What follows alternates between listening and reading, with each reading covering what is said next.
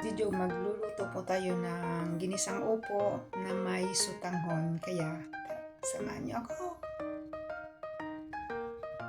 Ayan, maglalagay tayo ng olive oil. Ayan, olive oil kasi ang ginagamit ko pang gisa.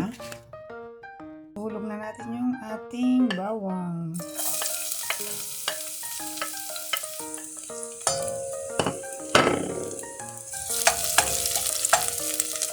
Ayan, ihulog natin ang ating sibuyas.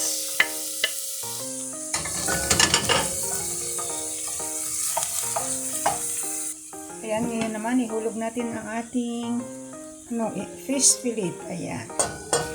Lagyan natin ng lalahukan natin. Ayan, lalagyan natin ng asin. Ayan, lalagyan natin ng paminta. At yung dahon ng sibuyas. Ayan, haluin muna natin para mapunta yung ating nilagay sa lasa ng isda. Ayan, para sipsipin ng lasa ng ating fish fillet. Ayan mga kadyuday, hulog na natin ang ating upo. Ayan, hiniwa ko lang ng maliliit. Ating haluin. Ayan mga kadyuday, atin muna tatakpan sandali bago natin lagyan ng tubig. Ayan ngayon naman mga kadyuday, ating lalagyan na ng sabaw. Ayan, ating tutubigan.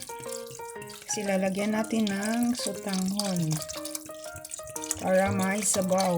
Ayan, okay na yan. Ayan mga kadyuday, uhulog na natin yung ating sutanghon. Ayan, takpan na lang ulit natin at hintayin na maluto ang sutanghon. Ayan mga kadyuday, ito yung ating luto ng sutanghon.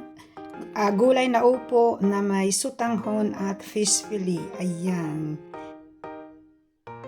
Yan, ay tsura niya sa malapitan. Ayan. Maraming salamat sa mga manunood.